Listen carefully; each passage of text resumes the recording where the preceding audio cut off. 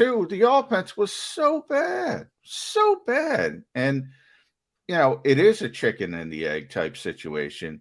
I know a lot of people are killing Nick Sirianni. A lot of people, some people are killing Jalen Hurts. Who's the problem? Who's not the problem? Well, it's a little bit of both, but you're going to force me into a corner. This quarterback's got some issues more than the head coach. You put quarterback ahead of head coach. Oh, yeah. Oh, yeah.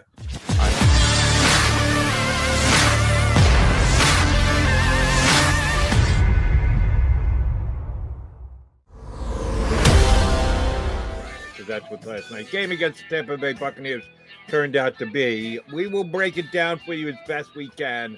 Your Mac and Mac guys, John McMullen and Jody McDonald. I can absolutely guarantee you that I got more sleep than my partner did. What time would you suggest the head actually hit the pillow last night, McMullen? Right around 4 a.m. Oh, Jesus. Right around 4 a.m. I oftentimes complain to no one in particular. I complain to my TV more than anybody else. That if I'm on the air on WIP or CBS till 2, I usually fall asleep somewhere between 2:30 and 2:45 because you got to wind down after show's over and done with. So I don't fall immediately asleep. So I'm turning it around in like 3 hours. You're turning it around in 2. Yeah. What time do you get back up to do the show? About that's a good question. I'm going to be stumbling today. About 6:30. So yeah. At some point, I said, should I just power through and stay up the whole time?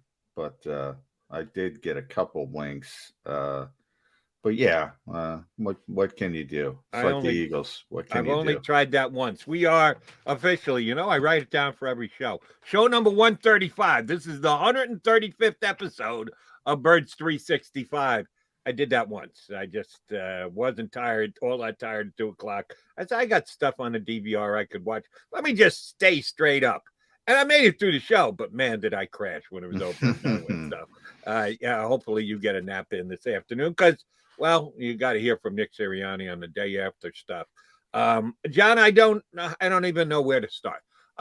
Let's start at the end of the final score, 26. They end up losing by just 28-22. 28-22.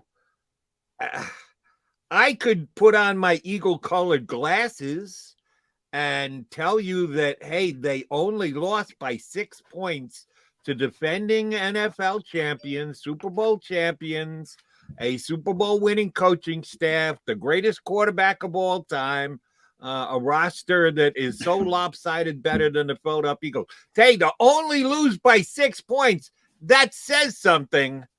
But you and I have both been watching football for too long to know that there's more that goes into that in analysis. They were dominated last. The only place that they weren't dominated was on the scoreboard at the end of the game. Yeah, completely dominated. In fact, the one thing I do give the Eagles credit for is they seem to have this ability they did in Carolina and got over the hump. They were dominated early in that game as well, and they were able to persevere and get back in the game.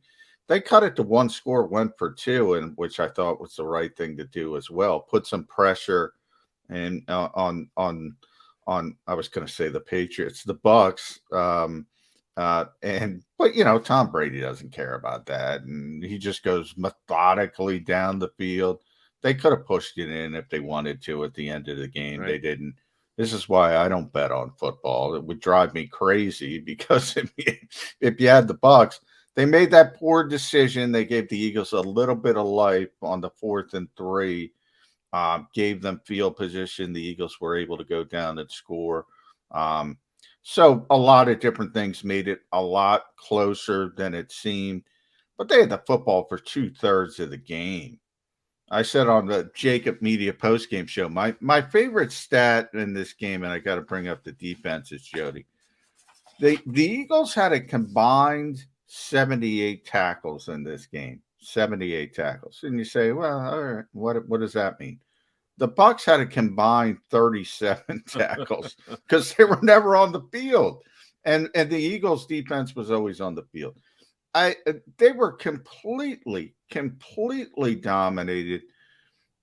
The only reason you can't get to the defense and criticize them, and well, two reasons. One, it is Tom Brady, but two, the offense was so bad, so bad. And it is a chicken and the egg type situation. I know a lot of people are killing Nick Sirianni. A lot of people, some people are killing Jalen Hurts. Who's the problem? Who's not the problem? Well, it's a little bit of both, but you're going to force me into a corner. This quarterback's got some issues more than the head coach. You put quarterback ahead of head coach. Oh yeah. I mean, I was surprised that I was very surprised because I asked Nick this question at the press conference, and basically, is there too much off-schedule offense for this team right now? And I expected to get a typical Nick Sirianni offense, which was, dancing around it and saying, we got to put people in better position. We got some of that. Bottom line is he said yes. Yes, it's got to stop. Got to stop. Here's the thing about off schedule. It's great. There's nothing wrong. It's phenomenal when it works. It works, right. But it's not foundational. You can't count on it. By its very nature, it's inconsistent. You can't practice it. You can't say, well, we're going to have that this week. You got to be able to lean on certain things offensively. And people constantly say, what is the structure of this offense? What is the identity of this offense? Well, they don't have an identity, and they're blaming it on the head coach. From my perspective, I see the head coach protecting the young quarterback, and they don't have a foundation of this offense. They don't have an identity of this offense because of the quarterback, not the head coach. And I know people don't want to hear that. Here's the reason why, and both were bad last night. I'm not overtly defending either the head coach and the play calling and or the quarterback. Neither one of them were good last night. But here's the one bit of slack. I'll cut them both. The revamped offensive line did a good enough job in Carolina last week. They were up against a better defense last night, and all of a sudden you realize that, oh, shoot, these guys are backups, and they're playing like backups. Your boy, Andre Dillard, seemed like he was spending time in Jalen Hurts' lap every single play. He was getting pushed back into him. So I'm going to go back to the tape again. I watched the game live last night. I'm the same way. I got to go through the tape. You're right. I'll be the first to say, Jody, I said Andre Dillard got lucky. No DeMarcus Lawrence in Dallas. No Frank Clark with Kansas City. Now, Carolina, Brian Burns is a good player, but he's undersized. He was able to take it. Shaq Barrett, anybody who watched the Super Bowl knows what that guy can do to a game. And you have Jason Pierre-Paul, and they flip him, and they do a lot of different things. There's where I'm going to credit Jalen Hurts. I mean, they should have had about 8 sacks. Right. His escapability was able to do some different things. So I hear you. The offensive line was not great, to say the least. Jalen was running for his life. But here's the thing, Jody. And there's certain quarterbacks who move around. Aaron Rodgers would be the most notable example, and they have a pocket presence, and the eyes are always downfield.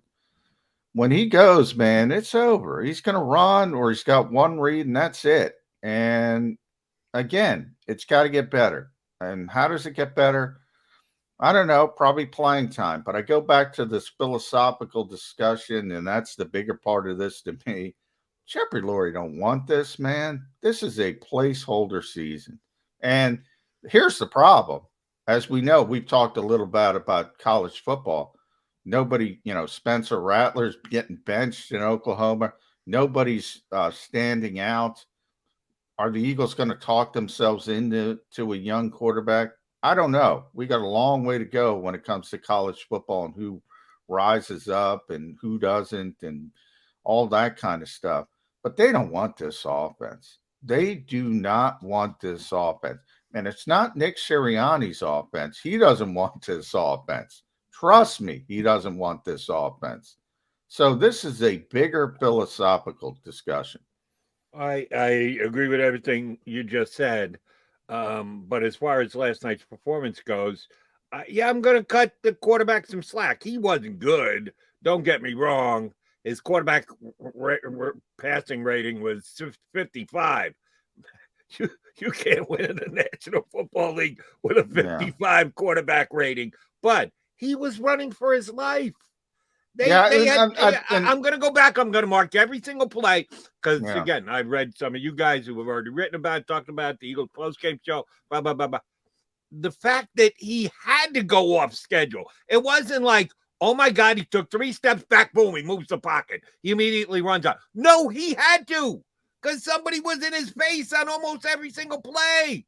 The Eagles' offensive line was a sieve against that good Bucs defense. Look, I agree with you. And I do a stock market report after every game for Sports Illustrated. And I was really, banging my head trying to figure out, okay, what's a positive? I just wanted a couple positives from this game. And one of them was Jalen Hurts' escapability. I gave him credit for that. I give him tremendous credit. Like I said, they should have had 8 sacks or something of that nature. I give him tremendous credit for that. But then you have to be honest about the other kind of stuff. And we always talk, even Tom Brady, we saw the greatest of all time. When you see Tom Brady lose in Super Bowls, well, he's only lost 3. We know 1. He lost a shootout. He was great in that game, except when he was trying to play receiver. And then the 2 games against the New York Giants and what affected him, pressure right up the middle, making him uncomfortable. So when quarterbacks get uncomfortable, obviously they play poorly. Jalen Hurts was very uncomfortable. He played very poorly. I'm just saying, no doubt about it, the offensive line did not play well. He's got to find a way to turn that. I'm not saying to turn that. What was it? You said 55.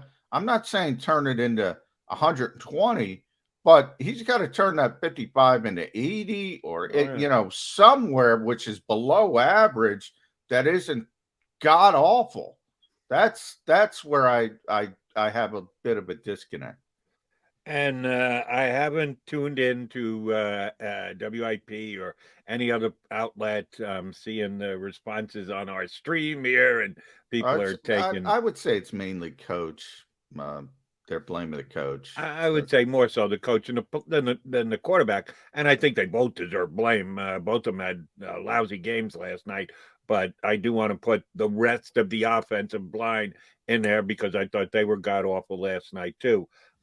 Here's what I'll be interested in seeing as the week goes on. And I did see a clip from Sirianni's post-game press conference where he talked about self-scouting. Well, now that we have the extra week, we've got self-scouting. This is one of the areas where the NFL just bothers the snot out of me. And I'll give you your chance to talk about the over-legislated product that is the NFL in just a second. I know you want to go there, and you rightfully can go there with the last night's game. But the fact that the Eagles don't get a chance to practice, that this downtime is just handed to the players on a silver platter because it's been collectively bargained that way, because every time they collectively bargain, and this is now a 10-year deal, this is year 2 of a 10-year deal, the owners have to give something, so they just always give away, practice time. Yeah. We don't really need to practice. We don't really need the players in the building. Yeah, we don't really want to give the coaches more time to work with the practice, and a bad team like the Eagles a chance to get better. We want to keep every dollar in our pockets. So if we've got to give something, we'll give the players their lives, that they don't really have to dedicate themselves to football. They don't have to do what it takes when a season is going in the wrong direction to get it corrected by going in and working that many more hours at practice. Oh, no. Every minute of workout is legislated, and the players have just over years got more downtime. I hope they're enjoying it because they don't get the chance to when things are going wrong. Work on them, and maybe a little effort and maybe a little bit more time spent together on the practice field could actually improve the team. Oh, no, not in the NFL in 2021. Eagles, enjoy your downtime off last night's loss. You're right. You're right. In the old school days, you come off a performance like that, a coach would say, you know what? Nope. You're coming back in. We're going to work. We're going to work over the weekend. We're going to do that. Obviously, give them a day off or something of that nature. No, you're not allowed to do that anymore. Um, and you're right. I mean, that's what they give away. You have to, in a negotiation, CBA, you got to give something to get something. They don't care about the preparation. They don't care about the product. And guess why, Jody? Because they know nobody's turning off the TV. Same thing I said about John Gruden, throwing him under the bus, uh, obfuscating the Washington football team investigation. You can go off the field, you can go on the field. The over legislation, the taunting penalty to Jannard Avery, which is ridiculous, but also that's what they're calling this year. So from what they asked the officials to do, the officials did what they were supposed to do. It all stinks to high heaven, but you're not turning on. And I'm not talking about you. I'm telling the viewers, Jody. You're not turning off the TV. So guess what? They don't care. They're not going to change. It's not going to get better. Live with it or don't live with it. That's their mentality. And by the way, they're right. They're right. They're 100% right. There's been no indication that anybody is upset about to turn off, to not buy the merchandise, to do those types of things. And that's the only thing they will ever listen to. And it ain't happening. Right. It's not going to happen in my lifetime. I'll tell you that. If they hear the criticism being leveled on Birds 365, here's their collective response. Yeah, who cares? Okay. I've said it. Thanks for commenting. Jody, we'll get back to life now the way we want to run our lives. Jody, I've been talking for 20 years about how this league is so over legislated, how it's so ridiculously I got, Terry McCauley, who was obviously a great official, a great Super Bowl referee. I think NBC, I think I get mixed up, but he's the rules analyst for NBC. I think he still is. I remember watching a game where even he didn't know the rule. And I'm saying to myself, well, if Terry McCauley doesn't know the rule, what you think a fan is going to know the rule? And they don't get it, and they scratch their head, and they're like, and I've always explained it like this, Jody. And I've been on a couple other radio shows, and they raise their eyebrow. I always like saying something that makes people think. The very existence of rules analysts tells you have a problem. You don't need now, because TV is the way it is. You've seen Steve Jabby do it in basketball. You've seen some people do it in baseball, but you don't need it in those sports. They just did it because they started it in football to have these rules analysts, and they brought them in for television purposes. You don't need rules analysts in basketball, baseball. It's pretty self-explanatory. Everybody complains about officiating or umpiring. They always do, but it's easy to understand. The NFL, you actually need these guys. You need these guys to explain what the hell is going on, what the hell they're doing, because the league is over legislated. And then you get to the point of a taunting foul. And I get why everybody's upset. I'm not upset at the referees, because that's what they're told to do, and they're doing their job. Is it a stupid penalty? Yes. Is it a bad call? It's a horrific call in that type of situation. But it's not the call, it's the rule. It's the rule. And your problem, that's where you get the over legislation. Your problem is with the league, not with the individual who dropped a piece of laundry on the field. And yes, I thought it was a horrific call last night. Leonard Fournette caused the contact. He got up and he bumped into Jannard Avery. The only thing Jannard Avery did was stare at him. The second guy always gets caught. That how that goes. But yeah, you're right. And then I want to put his head in a little bit. Whatever. I want to tip my hat to Leonard Fournette, because Lenny, as they called him after the game, should have gotten an Academy Award for that performance. Mm-hmm. He causes the contact. Then he goes into an act Man, of mice and men it was. It was like a theatrical performance. And I Well, don't know if that's what made the referee drop the flag. The sell job by Leonard yeah, man. Fournette. It's like Or pro wrestling. You got to sell. You got to he sell. really did sell it last night. Or the fact that the league, Yeah. when you hear this, when you see point of reference, and I remember talking about with Point you of on the show emphasis, yeah. when it was thrown out there, point of emphasis. Oh, you better pay attention, because that means they're going to call it. Sometimes you can almost see that it's a trial balloon, that it's something that they're going to call throughout the preseason, and they're going to make everybody aware of it. But then they know that they probably overstepped their boundaries, and they're going to skim it up back a little bit when the regular season. But they want to plant that seed in the teams and the players' heads. We're going to call this year. Oh, no, this point of emphasis one was not something that they threw all over the place in preseason. You said, we better pay attention. No, they just called it when it comes. It doesn't come up all that often. But when you give them the slightest chance to drop the flag, and Jannard Avery did that last night, they're going to do it. And it was a key penalty in the game. If you believe the Eagles were actually in that game, they couldn't afford those 15 yards.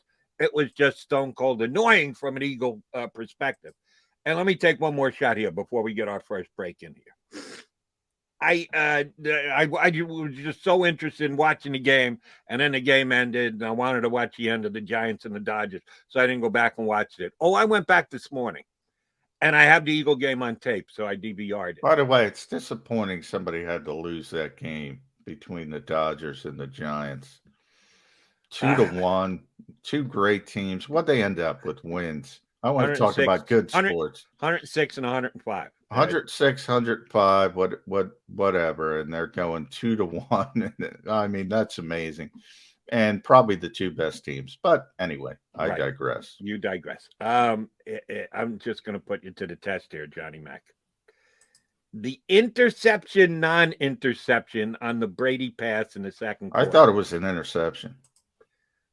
It was close. I'm not going to sit here today and go definitively they messed up the call. I'm not going to sit here today and go, oh, they got it right. No, but they called it. I agree with you. It was that close, but they called it an interception on the field. So I said, I was in the press box, and granted, we have TVs and I can see, but I can't see it like you're seeing it at home.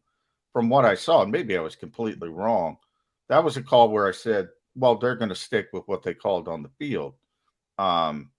Little Tom Brady maybe preference in there. I don't know. I thought I was 97% sure they were sticking with what they called on the field. And if they said it hit the ground on the field, I thought they would have kept with that. They called it an interception. I thought they should have stuck with it. I wasn't near as you just quoted 97%. If it's 51, then you're supposed to leave it as the call on the field. And I do believe it was at least 51, but I think it was that close. I couldn't get nuts if they overturned it. Well, no, I just meant I don't mean 97% to play. I meant 97% sure. I thought they were going to stick with what they said on the field. Gotcha. For that reason. And I think they should have. I think they should have stuck with what they called on the field. Here's the point I wanted to get with. But it was the longest. How long do you actually think it was? They went to commercial break. They don't usually go to commercial break. And I thought, okay, they think this is going to take a while. They're going to come out. The referee is going to be standing right there, ready to announce the call as soon as they come back from a 3-minute commercial break. All told, from the time the ball did or didn't hit the ground until the referee announced what the call was. How long do you think it took?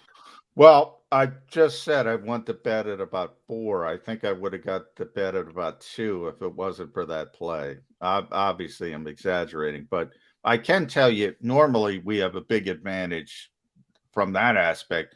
We can see what's going on the field, if the offense is staying on, if the defense comes back on. So we tend to know what the call is before the people at home. And nobody knew for that long period. No, but they were looking at that thing. And I don't know why. I mean, I who knows? Again, this league is strange at times. And you start to bring in the conspiracy theories. The reputation of the quarterback, does that play into it? it certainly plays into it when you're calling penalties. You talked about the sell job Lenny Fournette did. Tom Brady tried to get Derek Barnett. Tom Brady's smart. He knows Derek Barnett's reputation. He was trying to get him going at one point to get a personal foul. Yep. Those guys are smart, and who knows? Certainly, reputation. We know in basketball, the so-called Jordan rules. Superstars do get deference. There's no question about it. Maybe there was a little deference there. Maybe, just maybe. The answer is 6 minutes and 10 seconds. I forgot the question. 6 minutes and 10 seconds Yeah. from the time the ball at first did or didn't hit the ground until the referee looked into the TV camera and announced the decision was 6 minutes and 10 seconds. I've been watching football a long time, John. We haven't had instant replay. I'm a dinosaur. I go back to when instant replay. What is that? So for the entire time instant replay has been in the National Football League, I've been watching. I have never seen a play take 6 minutes and 10 seconds to be decided before. And it wasn't that big a play.